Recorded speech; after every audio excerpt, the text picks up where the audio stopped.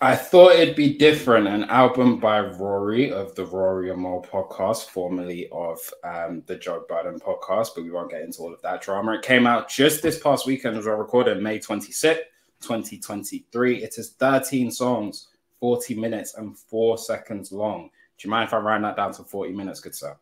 You can round that down to 40 minutes. Cool. So it's an even 40 minutes. This is an album that I think we've been tracking the progression of on this podcast for a while, since the first single, I Want You, But You'll Never Know, came out. What was that? Was that the start of this year, end of last year? I don't remember. That was middle of last year, if I remember. It was middle of last year. Yeah, it was. It was a while back. And I mean, Rory, and this is probably a note to any artist out there who may hear this. If you ever want us to be a fan of your song, I mean, I think you found the play, because there's nothing Alex Isley does that I'm not a fan of.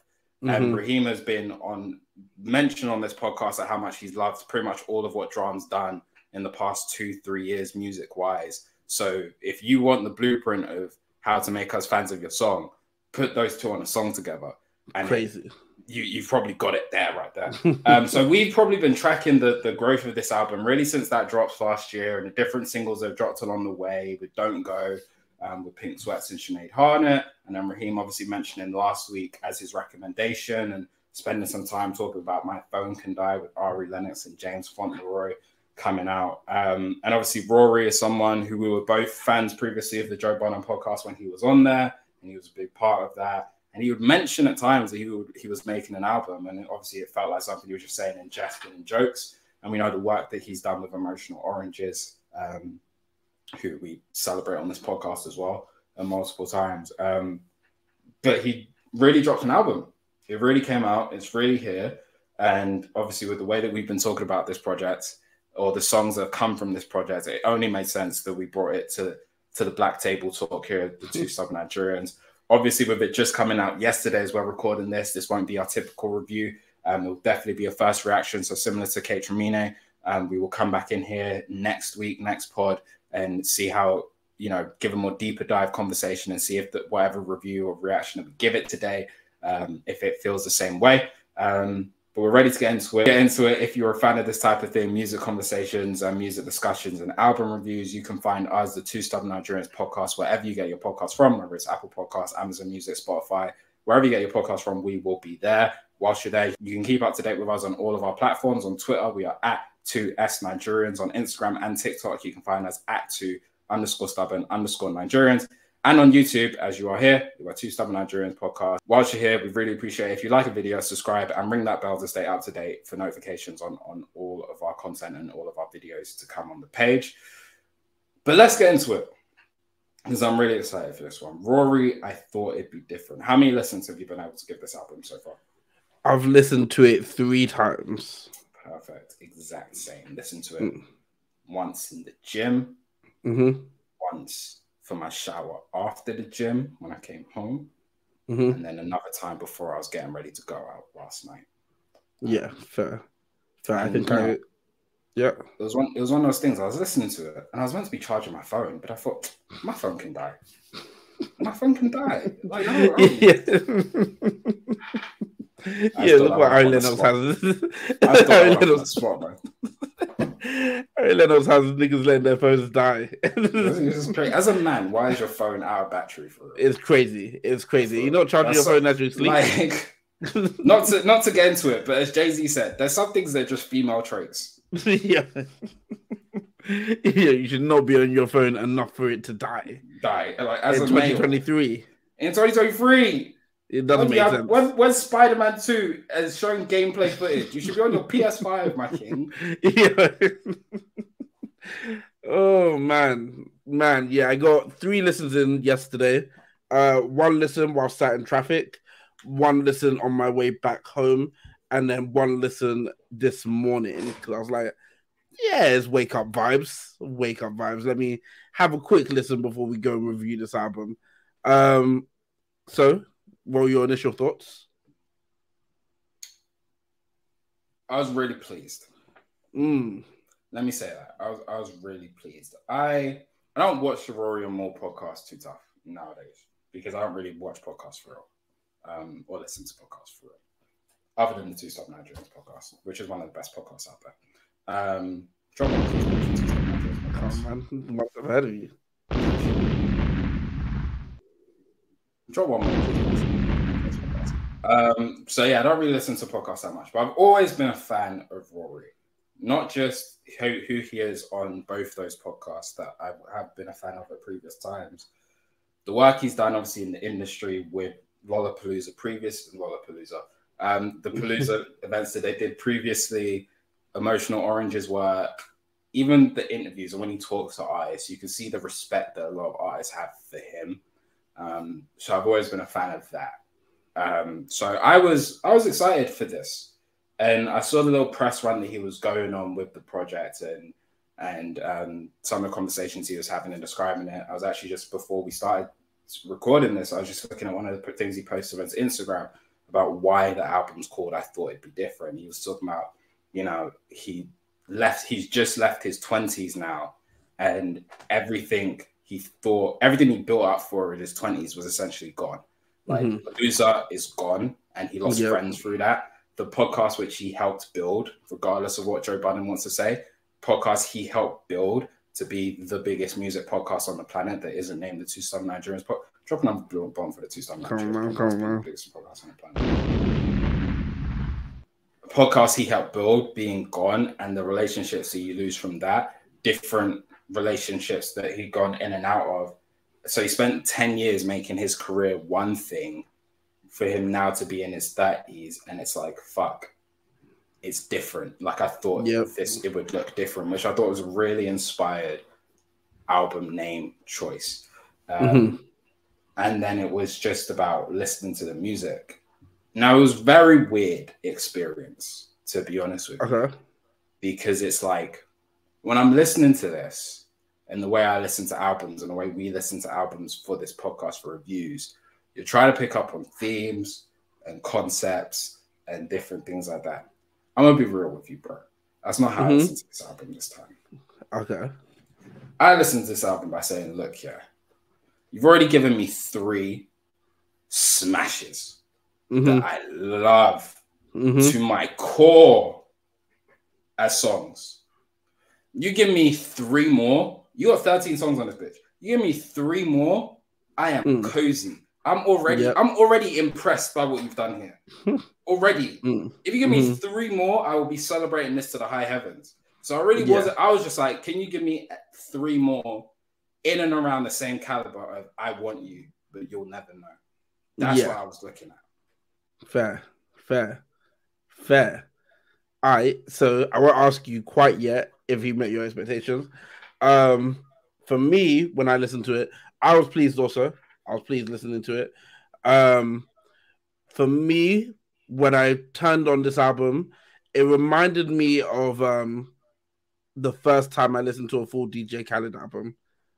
And I mean, like, the very first time. So not his earliest album that I've ever listened to. I mean, the first time I sat down and said, hey, I want to listen to a DJ Khaled album. For me, personally speaking, that was Major Key. I then went back and listened to the older ones for you guys and said, oh, you only started listening to Major Key? Yeah, sorry, guys. Sorry to offend you. But no, that was first. Apology accepted, because I was very Nah, that was my very first time listening to a DJ Khaled album.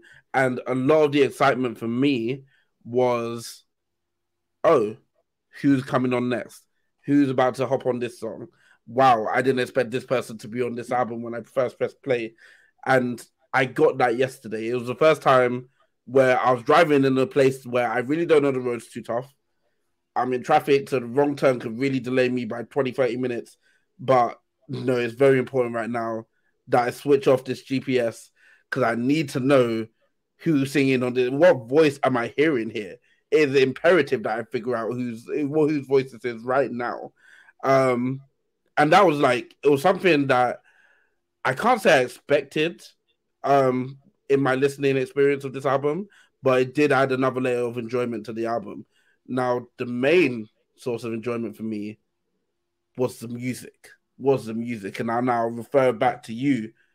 Did he meet your expectations of giving you 3 more? He did. He did. Oof. Absolutely. There are 3 more slappers. What songs?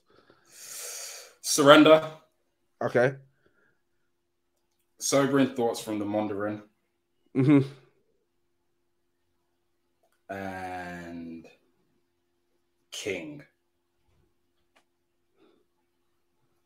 Those were three. Other songs are really good too, but those were three where I was just like, yo. It was crazy. It was crazy, Paul. Like, listening to this album, turning it on, hearing Surrender, which, by the way, so happy because I don't say I was concerned, but all the lead singles that he released, not having Emotional Oranges on there, in my head, I was like, there's a world where maybe he's distancing this project from Emotional Oranges so that there's a clear separation between Emotional Oranges work and the Rory album. And I was a bit not concerned because the album would have been great regardless, but I was in my head, I was like, but Emotional Oranges would just sound good anyway because they make good music. That shouldn't be a reason to keep them off a project. So I was very happy to hear them on the intro. Very happy. Let's take a time out there real quick because you beat me to the punch. So I'm gonna interject if I can here. Go on. So Instagram have been doing this weird thing, where they, with my ads that they give me, they've been giving me a lot of artists who are on tour to say, hey, check out this tour. So this past week, pretty much every day, I've been getting an Emotional Oranges ad. Right. And it's doubly annoying because the song that is played in the ad is Bounce. Right. Bounce. Listeners at home, it's a phenomenal piece of work. Great work. And me, when I hear it and you show me Emotional Oranges tour, swipe up for tickets, in my head, I go, yo, I need to hear Bounce in that setting. Like, I don't hear Bounce out. I hear Bounce in my house, but niggas in UK ain't up on Emotional Oranges the way they need to be. So I don't go out of my house and I get to hear Bounce in the right setting. So let me find out when is the closest next place I can go to see Emotional Oranges so I can hear Bounce amongst other songs in the right setting. Right. So I swipe up, Raheem. These niggas ain't coming to the UK. Damn.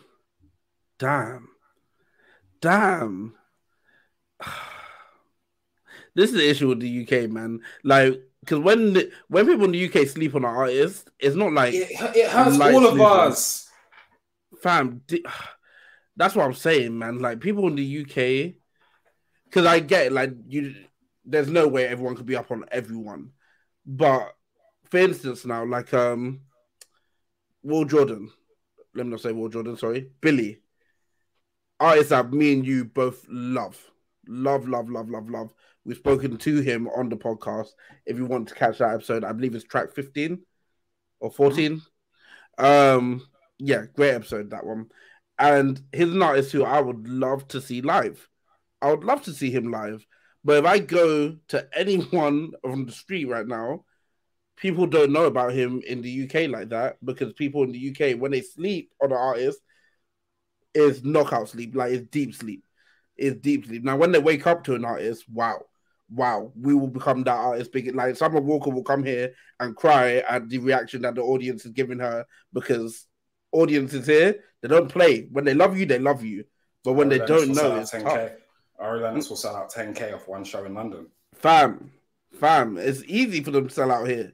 But man, there's that period of trying to get people to come up or to wake up to the artists that you know that they'll love. You just have to give them that chance. It's tough. Huh. Man. All that to say, it was brilliant to hear Emotional Oranges on this project. It was so nice. Like, I love it. Never not good to hear Emotional Oranges for real. They're so good. They're so good at what they do. That being said, everyone on this album was amazing. I don't think there's anyone on this album that disappointed.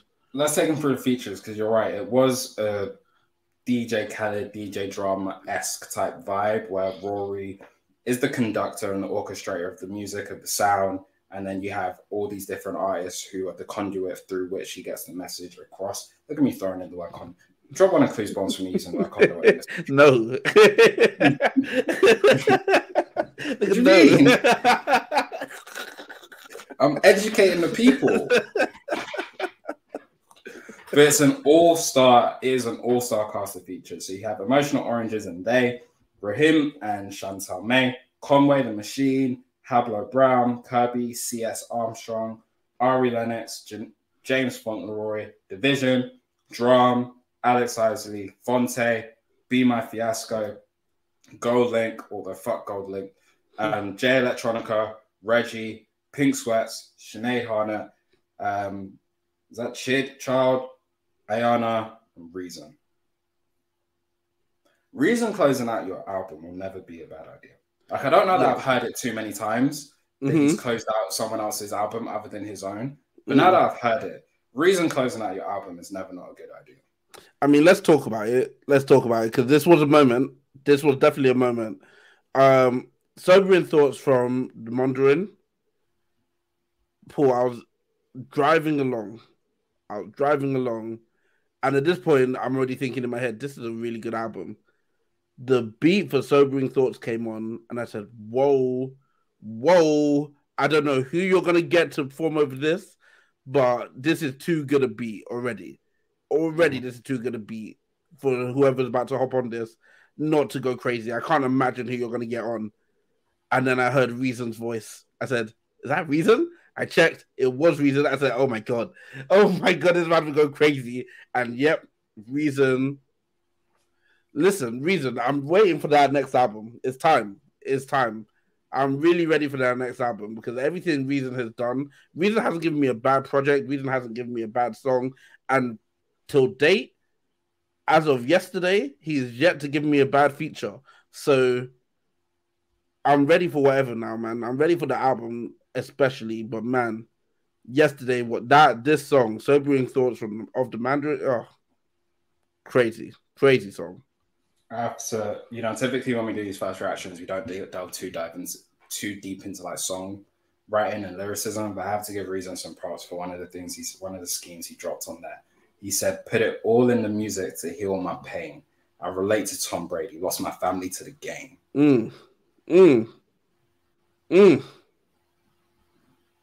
He's so good. He had another bar, and I'm just looking for it to get it right precisely. He had a bar where he said, it was something along the lines of, "I beat the odds, won the championship from the 8th seed." Now that's never happened in basketball history before, but we're in a position where it could be happening for the first time. Like, do you see, like, bro, like the stars are just aligning. I was like, what? I had that mid-set. I was like, huh? It was different. Reason was in his bag. This was a phenomenal outro. And so different. Like, it is an R&B. If you were to sum this up, it's an R&B album, yes? Yeah, no, that would have to be put in R&B. It's an R&B album.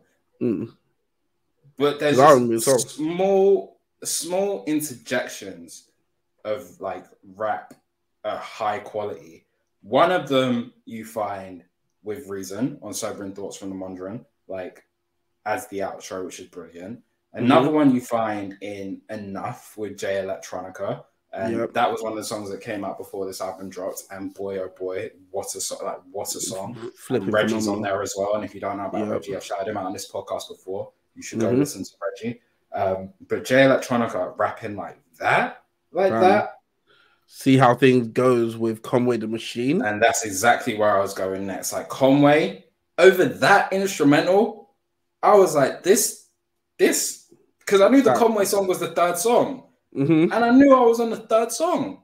I was like, Conway's not rapping on this. And then Conway rapped on it. He rapped on it and he sounded amazing.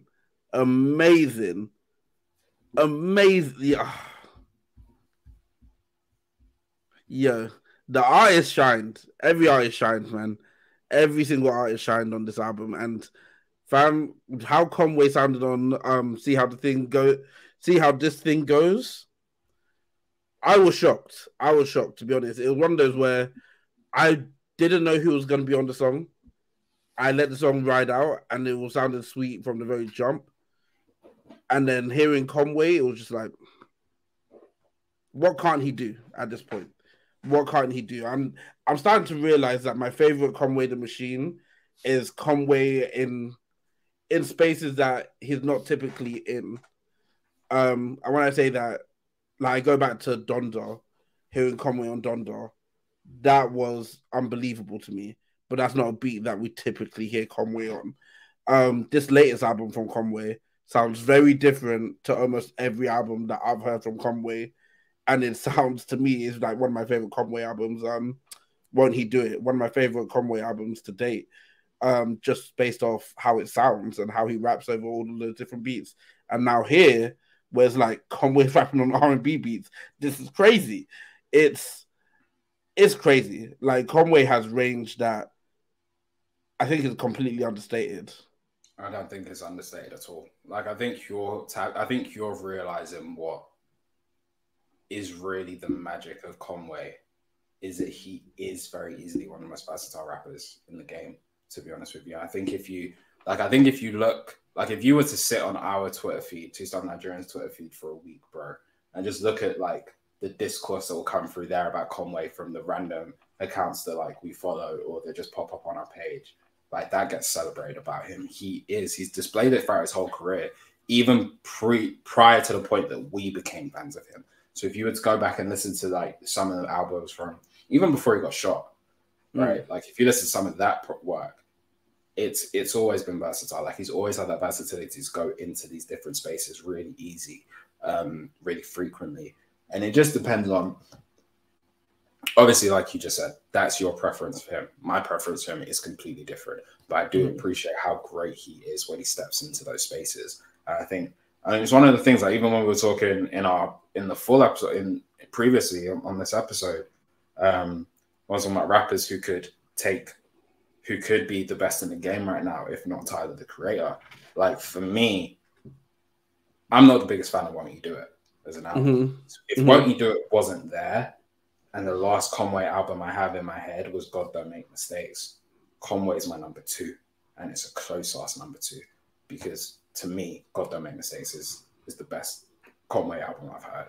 It's top 3 Griselda album for me. Fair. But I'm just as comfortable hearing him, like you mentioned on Donda, on this right now, where it's just like, even if you go back to the Free Nationals tape and the Rivington with him and Westside to close that out, like he's been doing this, you know what I'm saying? In every whatever you put him on, he shines, you know. So he is just one of the best. He is one of the best rappers skill wise. He's a machine. He is just a machine. Like his name is apt in that sense. Do you know what I mean? But it was brilliant to hear him. And some of the other, I mean, obviously it's a feature heavy album. Like Rory's not a singer, nor is he a rapper. I'm gonna assume, I may be wrong, that he didn't write this either. Do you know what I'm saying? I'm gonna assume he didn't write it, and I'm also gonna make the assumption, it could be an incorrect assumption, that he didn't produce a lot of this as well. I mean, he's got the list of the producers here. I'm not going to run through it because a whole lot of them. Obviously, he's credited as a producer. He would have done work on the production side of a lot of these songs too. He would have helped out. He would have been in those studios because he's a curator. He is a producer in that sense. I'm not too sure that he was producer in terms of the one making the melodies and making the beats, or he might have been. I'm not going to sit here and poo-poo Rory's pen. Do you know what I'm saying? He might have but I think when I look through these features, I look through them, and I'm just thinking about some people who stand out. I do have to be fair, we've done a really big disservice, or at least I have, when I said 3 standout moments. GoldLink can rap. I wasn't sure if you were going to get into it. No, I was always going to give him his flowers. I'm still going to shit on him because fuck GoldLink, piece of shit. But GoldLink can rap. And that was a really good interlude. It was frustrating because I don't like GoldLink. So when I heard it was his interlude, when I saw he had a whole interlude, for fuck's sake. Then I was listening, and I was like, yo, who's this rapping? And I checked, and then we were on GoldLink interlude. I was like, for fuck's sake. But there was a hot second there where I thought it was Kendrick. Really? A hot second. He sounded a lot like Kendrick to me for at least a good 10 seconds of the song. I was like, what? Rory got Kendrick on this? And I was like, oh, it's GoldLink. Oh, that's crazy. And then I could clearly hear it was GoldLink once I knew it was GoldLink. But before that, it did sound an awful lot like Kendrick to me. But yeah, he was really good. He was really good. It's because he's a dickie, though. That's why. Fam, it would be wrong of me. It would be wrong of me in every sense of the word to not shout out first C.S. Armstrong, because oh my god, oh my god, oh my god, why are you that good at it? Why are your vocals that crisp? My goodness. C.S. Armstrong started off King crazy. And then Kirby, Kirby might be the champion of this whole album for me. Might be the champion of this whole album. On an album where you have dramas you mentioned, who I've been a massive fan of over the last couple of years. Conway the Machine, all the names that we've mentioned today. Kirby might be coming out as the person who stood out the most to me. Her voice, oh my goodness gracious, it is phenomenal. It's phenomenal. I couldn't believe it. She, as I said, might be the champion of this whole album for me, man. Might be the biggest standout for this whole album. King was such a good song. Such a good song. No, she was phenomenal. And it's great, again, like I didn't know about her. I only found out about her like 2 weeks ago. So it's not like I can say I've been up on her for years. And it was a really good way for me to continue my journey through her as a fan. And like I was literally like, as I heard it, I was like, this is a voice I recognize. I saw it, so I was like, oh shit, Kirby, that I was just listening to. So there's even more now that I want to go back and listen to through her like work, which is dope. Like I said, King was one of them. King was one of them. When I heard it, I was like, this is the tier that I was looking for. The song, which is just like, yes, this is that level. And so I was really happy with that. Honestly, I don't really know what more we can say. We literally just get to a point where just ranking features, and I really don't want to do that. But like, this is just a really good project. And I was really pleased on like multiple levels. Like I mentioned, like I don't know Rory. Like, you know what I'm saying? I don't know him as a person, but I was a fan of the content that he created for many, many years. And even when I still see clips of the Rory and Mole part, like, I'm a fan of what I see. I just don't be listening to podcasts for real. So I'm a fan of him as a content creator. So to see him step into this realm and to drop an album, you see what I'm saying? Like, now it's doubly, like now when I come and tell people I got an album coming, they can't tell me Pim. They can't tell me Pim because the precedent's been set. Time podcaster to rapper in a day. You know what I'm saying? So this is a really good body of work, and everyone came to play. Like, there wasn't a drop off in a feature. There wasn't a song where I was like, I'm bored, I don't want to hear this, can we get to the next one? There wasn't, and I think the biggest testament I can say is, and we'll get into songs, I'm just gonna get out here on Front Street. My favorite song off this project is I Want You, But You'll Never Know. Okay? It was my favorite song going into it. It was my favorite song coming out of it.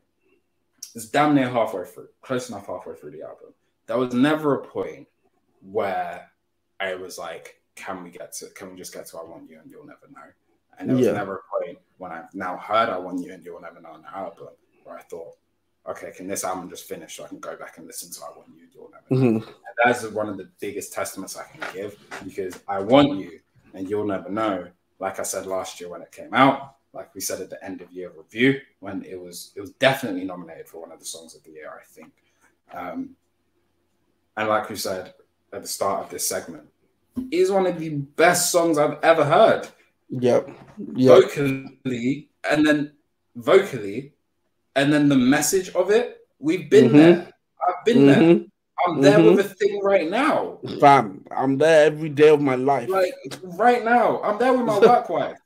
Fam, every day that I can't let Rihanna know that I love her is a day where this song rings true. It rings true. It rings true. I want you, but you'll never know. Man, how would you? And I want you more than you know. Fam. The thing is, because you can't know that I love you unless I tell you I love you. And I'm not going to. I'm not going to tell you. It's just that you'll never know. Why am I not going to tell you? Gemini Moon. Come on, man. Hey, it's not everything that you have to share. That's what I'm saying. If you don't get what I mean by that, it's not for you. It's not for you. It's not for you. Gemini Moon, Capricorn Rising. Come on, man. My moon is in. My moon Spain. That's in Jupiter right now. That's what my moon's in Spain. What are you doing? What are you doing? Give me your favorite songs from this project, man.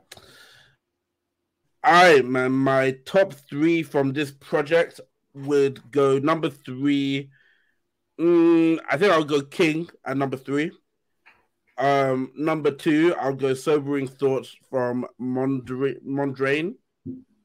And number 1, I'll go with I Want You, But You'll Never Know, for all the reasons that we've mentioned throughout this podcast so far. We've been doing the structure of podcast album reviews for 16 podcasts now.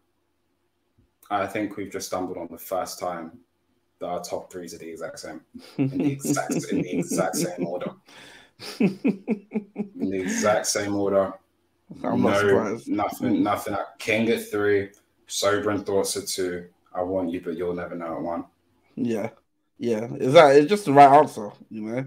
It's the right answer. It genuinely is the correct. Sometimes, like I always say, this shit is more art than science. There's not always a right answer. In this case, there's a right answer. Like, it's very true. So, yeah, I'm glad that you stumbled on the right answer too. In your list. Oh, man. I will say before we get to album rankings, if there was any album that I would love a documentary for in terms of the creation process, it would be this album. I would love to see Rory asking these artists if they'll work with him, what they were doing in the studios, how these songs came to be. I think it would be one of the most enjoyable music documentaries of all time.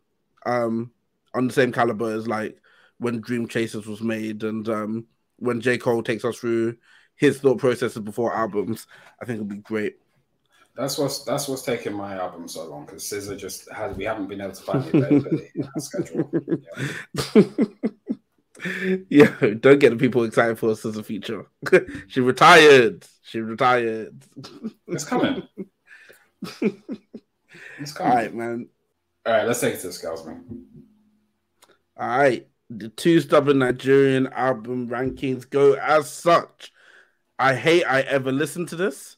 Won't be listened to again. Whole lot of mid. Might stay in rotation for about a week. Pretty damn good. Serious project. And then either me and or Paul can give it our 50% stamp of approval. In the case where we both give it our 50% stamp of approval, the album will become Two Stubborn Nigerians approved. Paul, what are you giving this album? Pretty damn good. I was tempted to go serious projects, but I'm going pretty damn good. Some of that is timing. It's just unfortunate it's come out in a Scare and the Host summer and not an R&B boy summer. If this was an R&B boy summer, then this would definitely be higher. But it's a pretty damn good project with some stamped songs, I think is the best way to put it. It's some stamped songs or some stamped messages on a pretty damn good project. But I'm so happy for Rory with this effort. I'm going serious project with this one. As you said, there's some songs on there that are stamped quality, and I don't think there's a single song on there that falls below a level that would take away from those stamped songs. So I think the album as a whole would be serious project. It's a great project. I'm so happy that we have it, because I genuinely was starting to feel like it was going to be one of those projects that is just elusive for years and years and years, and then boom, it drops. I'm happy that Rory said, I'm taking this week out. I'm going to go do my press run, and then we're going to drop at the end of the week. Man, I'm just happy we have it. But yeah, I thought it would be different by Rory. Happy with it. I'm very happy with it, man. If you guys got to this point, thank you for watching. You guys are real ones. We are, I don't know how long in now, but it's been a long ass video. If you're here, you clearly enjoy the content. So leave a like, subscribe to the channel, ring the notification bell to stay notified about when we are dropping. If you are in the UK area, please remember that we are going to be in Manchester International Festival, doing what we do, performing, putting on a show, giving you guys elite level content. So if you enjoy that type of stuff and you are in the UK, please come down and support. Would really appreciate it. And yeah, that is our review. If you want more content, There will be suggested videos in this corner. Subscribe using that button over there. And we're out.